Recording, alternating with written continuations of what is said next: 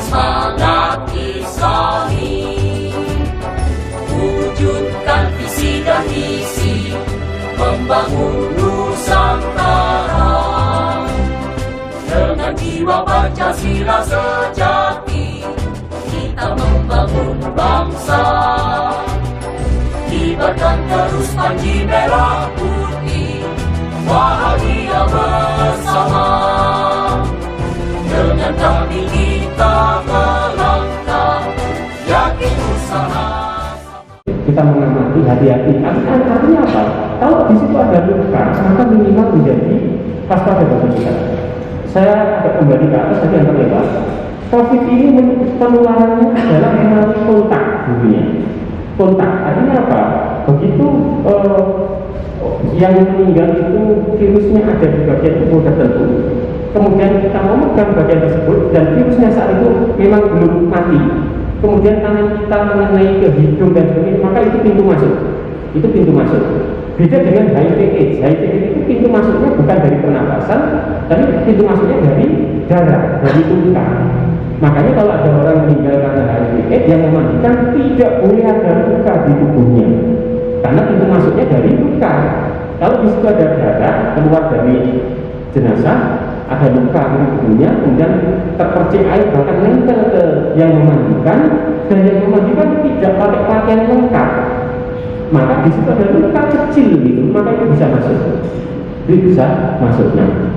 COVID ini penularannya lewat kontak, dan di sini rantai-rantai ini bisa masuk lewat udara, seperti yang aerosol dan sebagainya. Maka perlindungannya adalah terutama penekanannya pada pernapasan ini harus pakaiannya itu betul-betul bagus. Ya, nanti akan dipraktekkan seperti apa pemakaian pakaiannya dan sebagainya. Itu pencahayaan. Kemudian sirkulasi udara yang baik. Kenapa kok sirkulasi udara yang baik? Boleh dirawat kalau di udara terbuka enak. Tapi kalau ternyata nanti dirawatnya itu adalah di rumah, kemudian kamarnya sempit, ya yang memandikan jangan banyak-banyak. Memandikan standar itu 3-4 sudah cukup. Nanti anaknya ikut ini di satu kamar itu 8. Wah, itu nanti apa kekhawatirannya banyak orang? Sirkulasi udara nggak itu apa kekhawatirannya? Nanti ada fase di mana begitu kita siram dengan klorin 0,5%, kita menunggunya itu 10 menit. Pengalaman saya menunggu 10 menit bukan waktu yang cepat. Itu tim saya itu awal-awal begitu siram menunggu 10 menit, saya sudah bawa stopwatch itu, saya taruh di itu. Baru 5 menit sudah ini bahkan mungkin sudah kita merasa relatif akhirnya.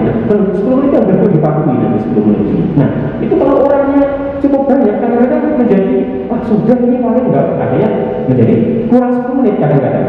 Kawannya di situ. Makanya saudara-saudara butuh yang baik. Kenapa juga kita pakai pakainya tertutup? Itu rasanya mungkin ada wah panasnya luar biasa. Tapi pas siang hari ini nanti kalau orang tambah banyak, tambah semakin mudah panas. Kalau nggak mudah panas, memancing kita untuk menjadi tidak waktu pun seperti itu tadi. Sudah ini cukup ini cukup ini. Karena seperti itu. Apalagi kita pas kondisi capek, pas itu merawat jenazah sekian itu, kalau kali ini sudah semakin kadang-kadang konsentrasi atau apa jadi berkurang nanti. Itu yang kedua. Yang ketiga, sebaiknya berlantai semen. Sebaiknya berlantai semen. Apa tujuan dari berlantai semen ini? Untuk menghindari air yang tergenang, sehingga harapannya air itu langsung masuk ke bawah. Termasuk nanti dipanya nanti kepalanya lebih tinggi, sehingga airnya nanti langsung ke bawah. Ya. Tempat lagi jenazah. Kalau tidak ada semen gimana? Ini dimandikan di luar, boleh. Tetapi nanti diupayakan di luar nanti begitu disettingkan rasanya bisa tanah gitu atau rumput gitu. Jadi campur apa sehingga air itu nanti langsung masuk ke dalam tempat pembuangan. Di mana tempat pembuangannya? Tempat pembuangannya nanti kita ini adalah boleh dibuatkan lubang. Boleh dibuatkan lubang di situ sehingga satu jenazah paling-paling nanti dia buatkan lubang 1 meter selesai. Nanti setelah itu bisa ditutup kembali. Lalu rumah sakit sudah ada tempatnya tersendiri. Tapi kalau di rumah maka itu bisa diupayakan untuk membuat saluran pembuangan air limbah nanti. Kemudian air bersih yang mengalir. Ya, memandikan saya mengatakan sebaiknya adalah wajib pakai air mengalir. Air mengalir air itu bisa pakai selang, bisa dikondisikan, ya tergantung. Tapi upayakan jangan memakai gayung, jangan memakai gayung nanti. Duduk ini kan apa? Kalau sebenarnya kalau yang COVID adalah nggak ada masalah karena kan lewat udara ya. Tetapi kalau nanti yang gayung ini kalau darah terpercik nanti ke sini kalau nggak ada itu masih memungkinkan. Kecil sih tapi masih memungkinkan. Maka rekomendasi adalah pakai air yang mengalir saja. Air yang mengalir. Kemudian dipan serta alas kepala, upayakan kepala itu lebih tinggi. Jika begitu kita siram nanti di sini, air langsung dengan cepat mudah ke bawah. Disapu, disampo, pelan-pelan nanti begitu disiram langsung ke bawah. Nah, itu nanti upayakan seperti itu, menghindari air yang tergenang. Sabun mandi dan handuk kering. Nah ini sebaiknya sabun mandinya pakai sabun cair. Kenapa? Kadang kalau sabunnya sabun padat, kadang-kadang kita gosokkan, itu kulit jenazah berbeda dengan kulit sendiri.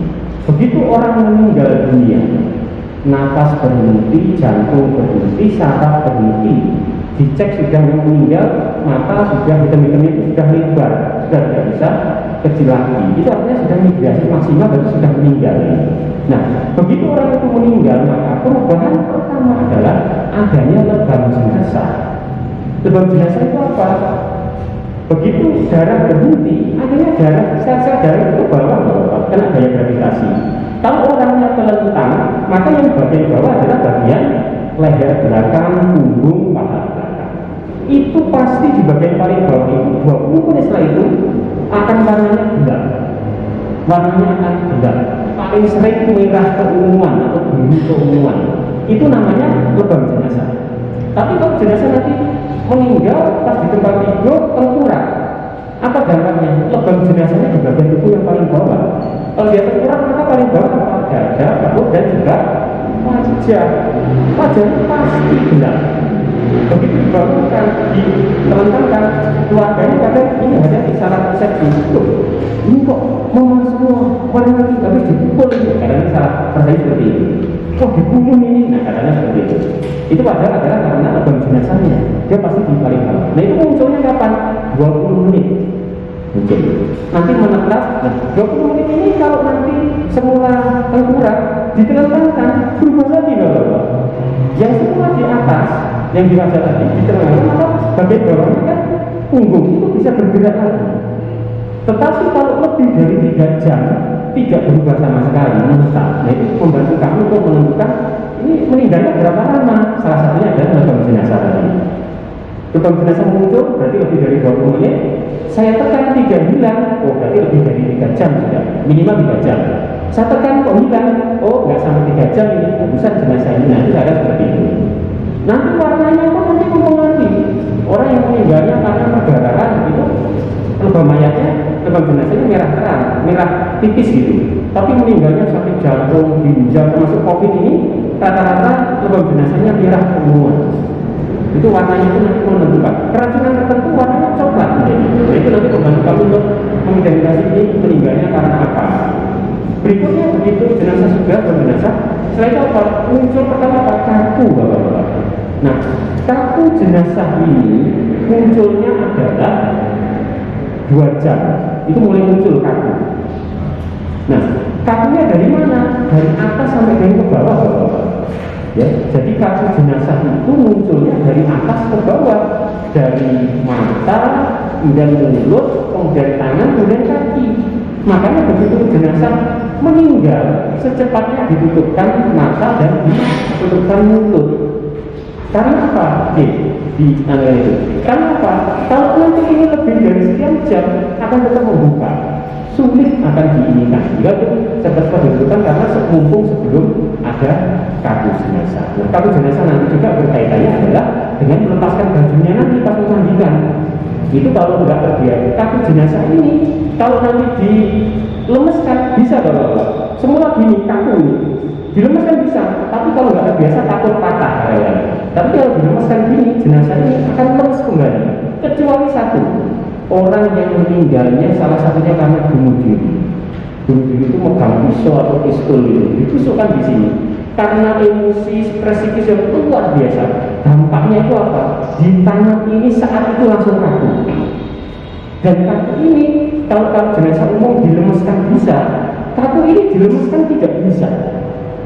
Nah ini berarti pada waktu ini tadi dia dalam posisi masih hidup.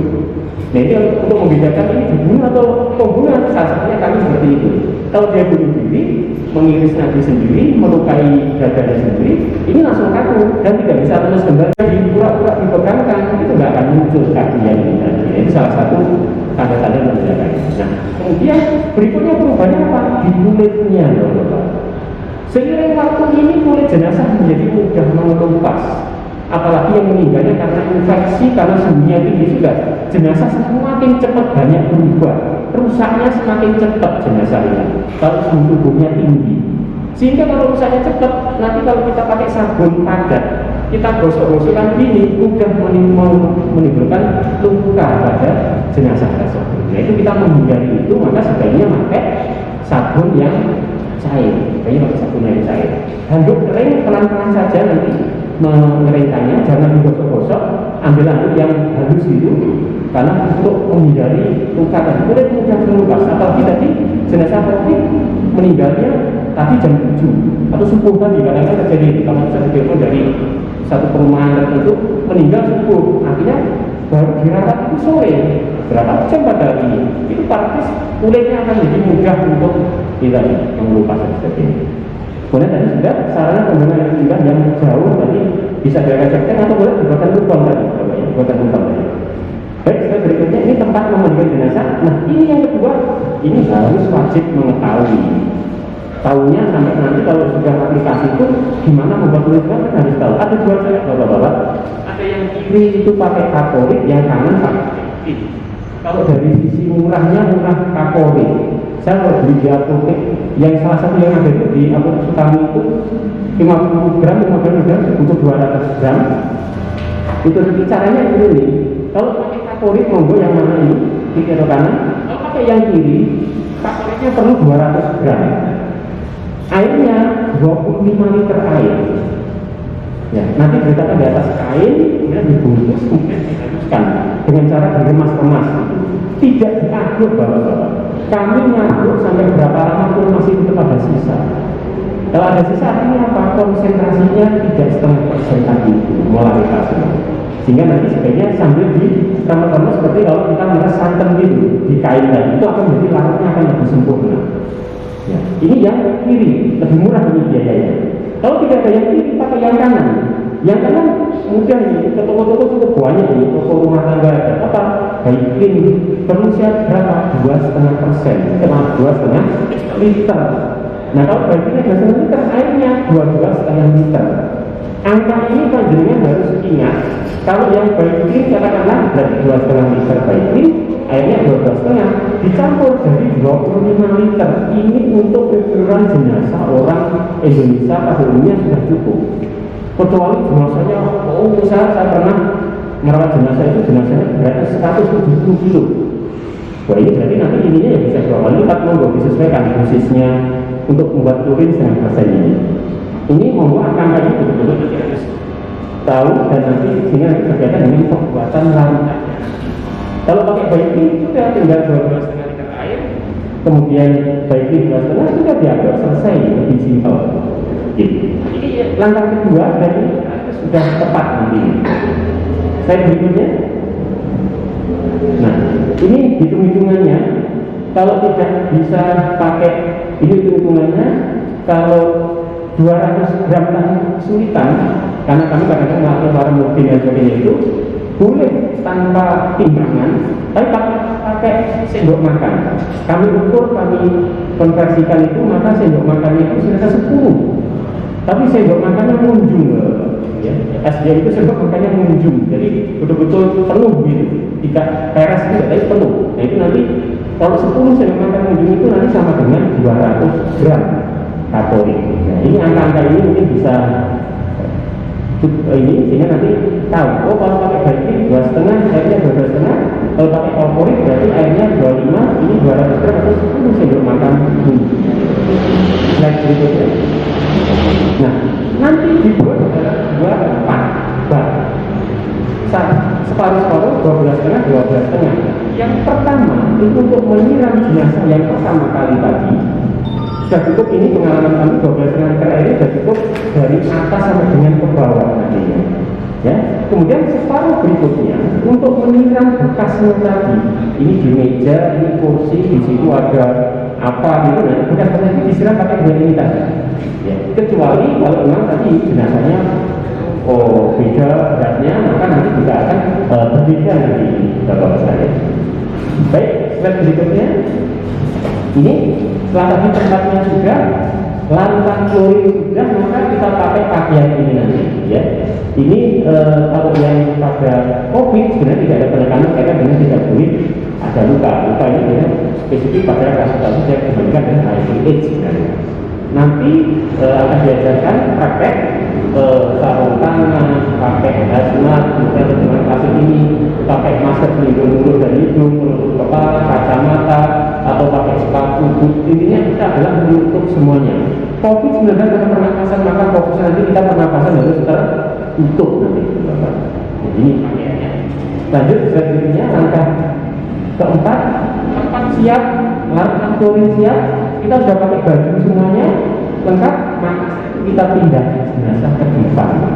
Nah, kalau merawatnya adalah di rumah, ya, misalkan merawatnya di rumah yang meninggal isolasi mandiri tadi, tinggal nanti berkoordinasi sama keluarganya. Ya, baik-baik oleh keluarganya. Ini nanti dirawatnya di mana, kan di tempat ini, apakah ada meja panjang, apakah nanti sumber itu mau dikoordinasikan pada waktu selama di rumah. Tiap rumah pasien pasti akan berbeda-beda settingnya. Tinggal dicarikan kondisi yang dekat dengan tempat air, tempatnya luasnya sesuai. Mungkin kalau ada meja, itu seringkali kadang-kadang mereka sudah menyiapkan biasanya. Setelah itu, ini kalau pakai protokol yang awal dimandikan, maka setelah dipindahkan, lepaskan semua baju dikenakan jenazah. Melepaskan baju sulit, karena apa tadi ada kartu jenazah. Biasanya jalan tengahnya adalah dengan cara digunting, monggo digunting. Terus baju taruh di mana? Tempatkan di samping ini kasih kresek besar. Ya, nanti baju taruh di situ. Baju taruh di situ. Nanti pakaian kita di sini taruh di situ nanti. Nanti ada tempat sendiri untuk meletakkan baju ini. Disarankan tidak memangku jenazah. Ini kadang-kadang kalau ada keluarga yang ikut itu berusaha untuk kadang-kadang dipanggil. Tapi pengalaman saya selama ini, COVID ini kadang-kadang keluarganya itu juga tidak berani menangani. Biasanya tim kesana itu rata-rata yang sudah mereka tadi sampai Pak Moli tadi, mereka pasrah biasanya sudah pasrah pokoknya. Biasanya seperti itu mereka. Jadi rasanya ini tidak mungkin terjadi. Tapi memang sebaiknya tidak sampai dipaku untuk di meja ini. Ya, baik, kita berikutnya. Nah, berikutnya tadi sudah langkah pertama, siram jenazah dengan klorin 0,5%. Mulai dari atas sampai ke bawah, ujung rambut, kepala, wajah, leher, dada, kaki, tangan, nanti maaf di setiap kiri kanan, kemudian jenazah dimiringkan ke kiri, punggungnya pun disiram, miringkan ke kanan disiram. 12 kali cukup. Ya, kalau jenazah yang besar tadi mungkin 2 kali lipatnya. Pun sebaliknya, pada jenazah yang ukurannya beberapa kasus itu bayi meninggal COVID. Tentu ya kalau kita pakai volume ini cukup ini rasanya, tapi dikurangi boleh disesuaikan. Nah, prinsipnya nanti ini disiram pada semua permukaan tubuh. Inilah nanti yang harapannya bisa membunuh virus COVID yang menempel di bagian tubuh tadi. Setelah itu biarkan 10 menit. Nah, ini yang langkah untuk khusus berbeda. Biarkan 10 menit. Jadi sudah terus 10 menit ngapain? Kita diam aja sambil ngobrol, mungkin sambil menanyakan pada tim. Jangan lupa ya tadi anaknya ya ini ya. Nah, ini kita sambil ngobrol itu boleh. Tapi jangan ngobrol yang macam-macam nanti. Oh ya. Lepas ini kita ngobrol dulu ya. Jangan. Kita tetap di situ mungkin sambil checking alat-alat tadi. Checkingnya sudah ya. Gunakan waktu 10 menit bisa itu. Sebaiknya ada waktunya. Tahu nggak, biasanya kita ya 7 menit paling sudah ini, 8 menit sudah ini, seringkali seperti ini. Jadi harus ada waktu yang dijadikan dasar 10 menit. Baiklah, silakan dari yang hadir sebagai peserta tentunya. Nah, dengan tentunya Saya berasumsi sudah banyak yang mau meledak bertanya ini. 1, 2, 3 ya. Disebutkan nama asalnya ya. Nomor 1 Mas. Ya, oke.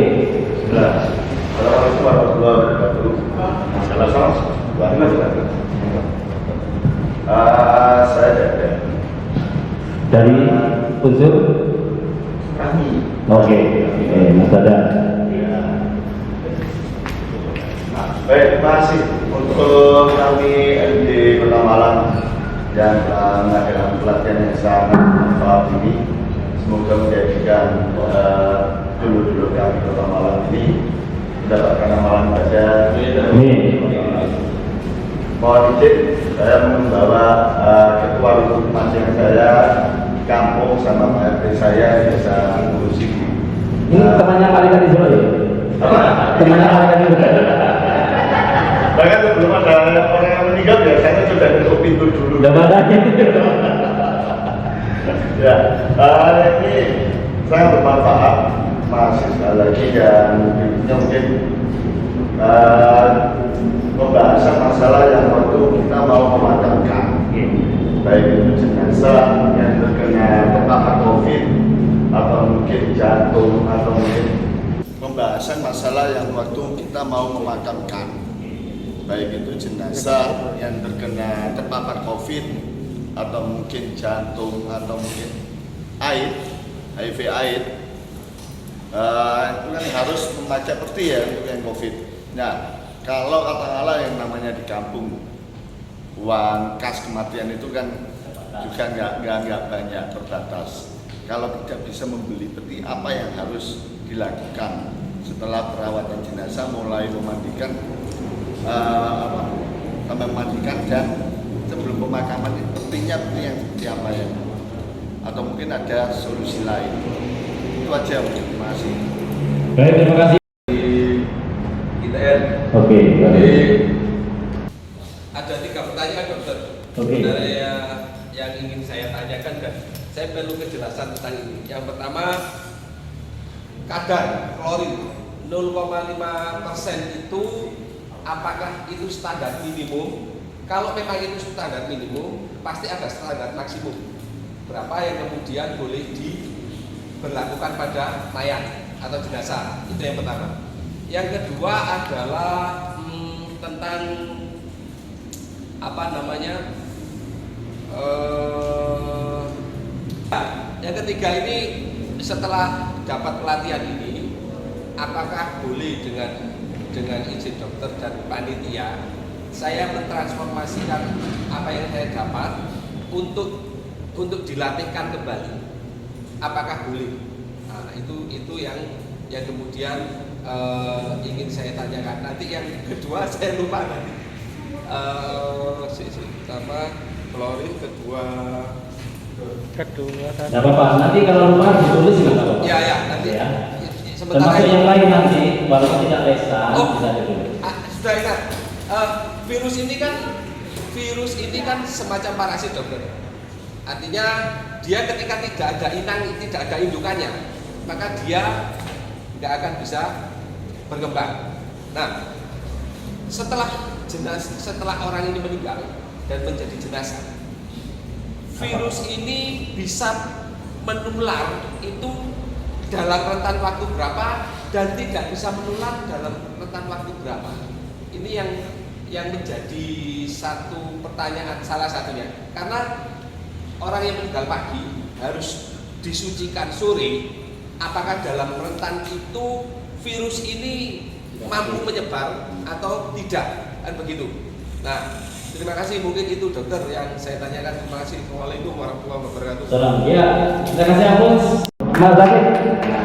Yang ketiga, tentunya masih di belakang. Oke, Mas, monggo. Assalamualaikum warahmatullahi wabarakatuh. Salam. Jangan dilupakan. Namanya siapa? Mulyono. Mul.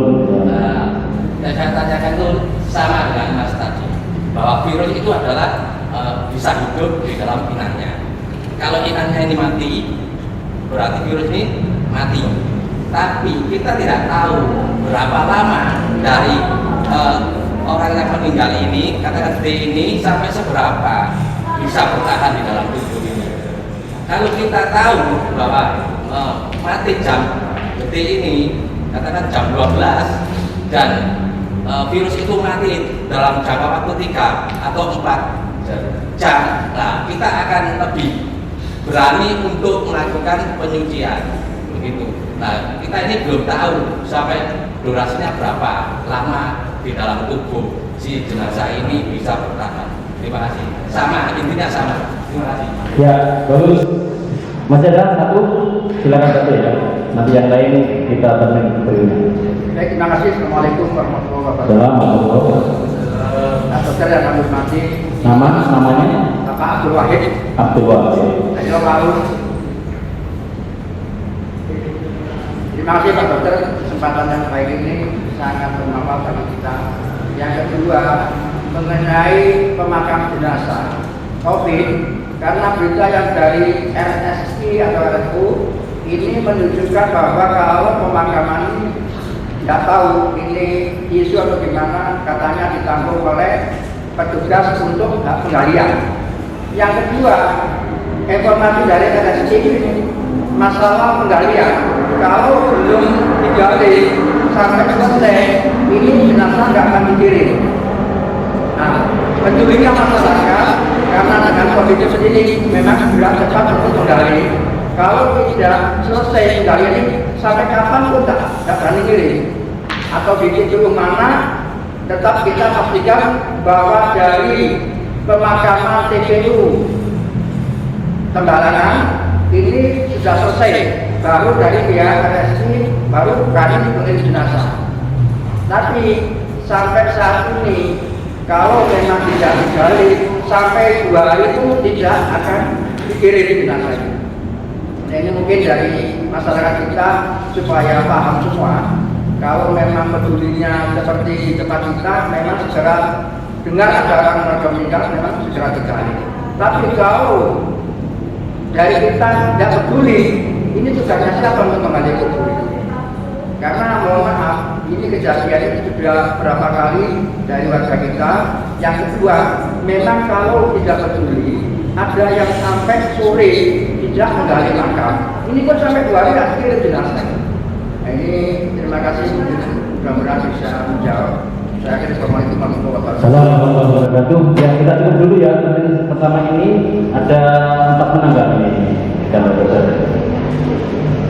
Baik, ada pertanyaan-pertanyaannya. Yang pertama, pada saat nanti orang meninggal COVID, itu sebenarnya cara dengan peti seperti apa? Kalau tidak ada peti seperti apa? Meninggal wajar itu yang meninggal karena sakit itu, maka biasanya orang memang seperti biasa selama ini Bapak Mungkin dan sebagainya adalah di jantung, paru dan sebagainya. Kemudian yang kedua, HIV/AIDS kalau yang meninggal maka di rumah sakit, maka praktis akan dimasukkan dalam peti termasuk COVID ini. Ya, termasuk jenazah yang meninggal karena kecelakaan, kalau jenazah itu, ya, makanya hati-hati yang naik sepeda ini kemudian harus nggak dicantolkan klip itu, kemudian tersenggol temennya, jatuhnya bukan ke kiri, jatuhnya ke kanan. Belakang ada tronton, darah pakai salju, darah malah tronton besar, tidak kena tubuhnya, luar biasa. Matanya sampai keluar, otaknya keluar, tulangnya remuk, dan luar biasa. Nah, ini kalau nanti di rumah sakit kami gini pasti akan kami masukkan ke dalam peti biasanya. Nah, COVID ini seperti apa? Dulu nanti masuk dalam peti. Nah, kalau COVID ini seperti apa? Maka sebaiknya adalah dimasukkan ke dalam peti. Di satu kota, di Malang, rasanya peti masih belum terlalu langka, tapi masuk peti. Tetapi katakanlah sudah mencari ini dan memang ada satu kondisi tertentu lah ya, peti nggak bisa ini, gimana ini? Maka pengalaman kami adalah plastiknya kami beli. Ya, kami pernah itu plastiknya kami beli. Terus posisinya di mana ini? Ya, pertama di plastik dulu, kain kapan mungkin nanti plastik lagi, baru terakhir kain kapan lagi. Nah, itu sebagai antisipasi. Di beberapa kota yang lainnya ini dilakukan karena peti di sana sudah langka. Itu bisa seperti itu. Nah, itu seperti antisipasinya. Kalau memang keluar peti ini enggak, ini waktu juga demikian dan sebagainya, biaya dan sebagainya, maka ini bisa sebagai alternatif. Walaupun peti sendiri tingkatannya mulai dari yang bawah sampai yang luar biasa. Intinya kan seperti itu, tidak melihat dari bentuk dan sebagainya. Toh nanti seperti yang terbuat dari bahan kayu yang akhirnya kan cepat nanti menyatu dengan tanah biasanya itu seperti itu. Itu sebagai alternatifnya. Jadi dari pertanyaan yang pertama tadi, kami yang kan adalah biasanya maka pastinya kami beli, pasti kami beli sehingga memang keamanan pada saat nanti kalau ada cairan keluar dan sebagainya itu masih tertahan oleh plastik tersebut. Beda tidak ada plastik. Kalau tidak ada plastik nanti ada cairan yang keluar masih cukup banyak. Kadang-kadang nantinya nanti masih bisa keluar cairan tersebut. Itu yang pertama. Dan yang kedua pertanyaan kadar chlorine itu minimal, iya betul. Jadi 0,5% itu minimal. 0,5% minimal. Walaupun dalam hitungan tadi sudah kami lebihkan sedikit, tapi itu memang minimal. Batas maksimalnya seperti apa? Sebenarnya batas maksimalnya nggak ada ini, cuman klorin ini sifatnya kan korosif ya, dan panas gitu. Sehingga paling-paling nanti ya peralatan rokok yang bekas kena klorin cepat rusak gitu aja. Dampaknya hanya ke situ. Sama tangan kita kalau nanti megang klorin nanti dampaknya ya panasnya akan terasa biasanya. Ya itu kan dampaknya ke arah itu. Dampak dari sisi maksimalnya apalagi sudah tidak ada ini. Dari sisi kesehatan artinya kan begini, klorin ini kan pasti menimbulkan gas. Ya. Nah, makanya toleransi berapa yang kemudian diperbolehkan maksimal. Ya. Karena ketika itu disiramkan semua, karena itu korosif, maka kan gasnya ini ketika terhirup kan pasti organ ini akan terkorosif. Nah itu yang ya, jadi kebanyakan teman-teman di lapangan pembuatan klorin 0,5% ini adalah berasal dari baikling. Kebanyakan baikling 2,5 liter, airnya 2,5 dicampurkan itu akan menjadi kombinasi air klorinnya 0,5%. Nah kalau itu 2,5 sampai 2,5 kan hampir sekian kali lipatnya ya.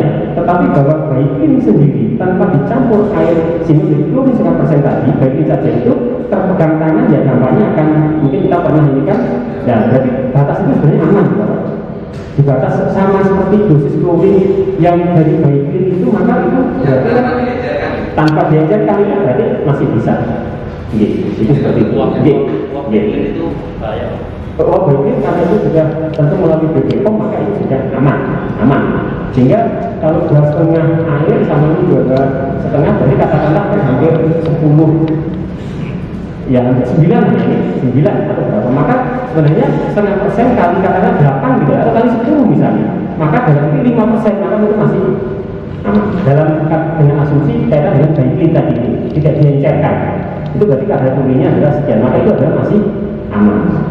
Karena kebanyakan teman di lapangan kebanyakan pakai baikling ini yang paling sama dari rumah sakit mana-mana rasa gimana cara buat ininya, rata-rata mereka saat ini kan juga kaporit sama klorin, nyari kaporitnya sulit. Walaupun tadi ada gambar yang kaporit besar itu, tapi ternyata sulit juga nyarinya. Nanti sebaiknya di tim-tim pemakaman, tim maliknya seperti ini sudah punya paket-paket kalau ini sudah ada kain kafan, ini ada klorin dari baikling, ini dari sabun, ini sampo, ini sehingga ada apa-apa tinggal ngambil itu ya kan. Sering kali kita itu nanti aja begitu kejadian malam hari nah itu kadang-kadang seperti itu, sering kali seperti itu. Jadi sudah ada paket-paket ini dengan ambil gitu.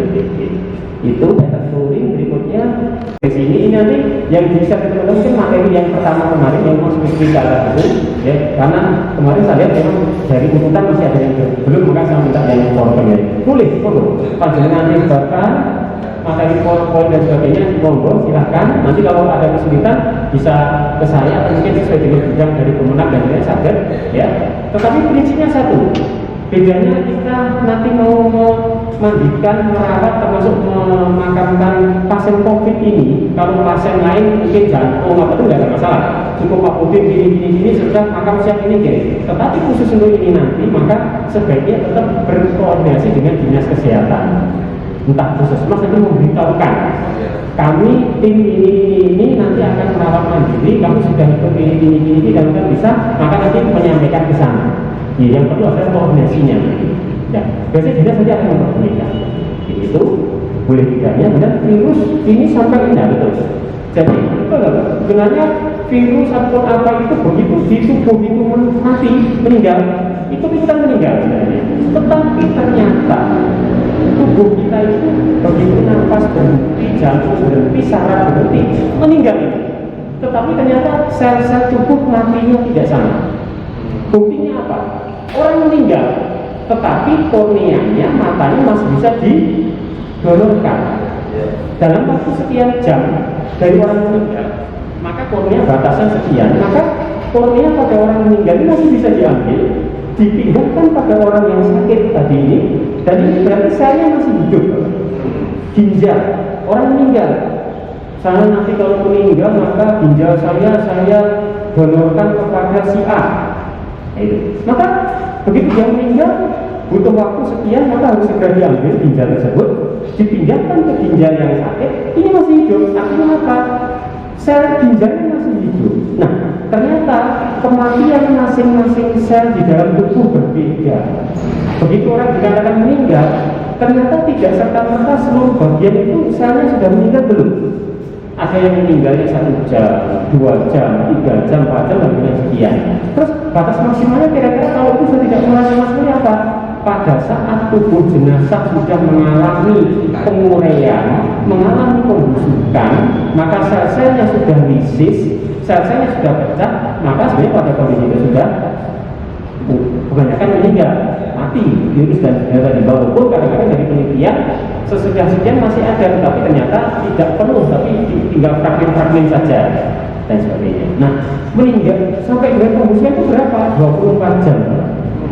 Jadi tadi lebam jenazah munculnya 20 menit, ditekan tidak hilang 3 jam, kaku jenazah munculnya 2 jam, kaku jenazah seluruh sampai dengan tangan kaki itu 6 jam kaku. Tetapi lama-lama nanti setelah 18 jam kakinya akan hilang. Begitu 18 jam itu maka lama-lama perut di bagian kanan bawah, perut kanan bawah itu praktis warnanya akan kehijauan. Apa di situ? Di situ ada namanya septum atau ujung dari usus besar yang banyak kotoran dan sebagainya. Itu yang rusak paling awal. Itu warnanya akan kehijauan, agak membesar itu, artinya ke kulit akan terlihat warnanya. Ada orang-orang yang berbeda, tapi kulit mungkin yang orang dengan kulit mungkin papua tubruk kadang-kadang nggak begitu terlihat dan sebagainya. Nah, itu dari situ rusaknya nanti pelan-pelan nantinya ke seluruh tubuh, sehingga nanti begitu lebih dari 20 jam itu memang jenazah akan sudah ini banyak perubahan, dari hidung keluar cairan, dari mulut keluar cairan, nanti lama-lama kulit akan menggembung, perutnya akan membesar, bahkan mata akan melotot, juga lidahnya akan terjulur. Itu dari jenazah sudah dalam kondisi pembusukan lebih lanjut. Jadi waktunya itu tadi. Kenapa kok masih? Karena matinya masing-masing sel tubuh beda-beda. Nah, itu yang menyebabkan kita masih tetap harus hati-hati, waspada tadi itu, Bapak. Ya, karena matinya sel dalam tubuh beda-beda. Inilah yang menyebabkan kita dalam itu masih tetap pakai pakaian yang seperti itu tadi. Itu kemudian berikutnya virus masuk sampai ini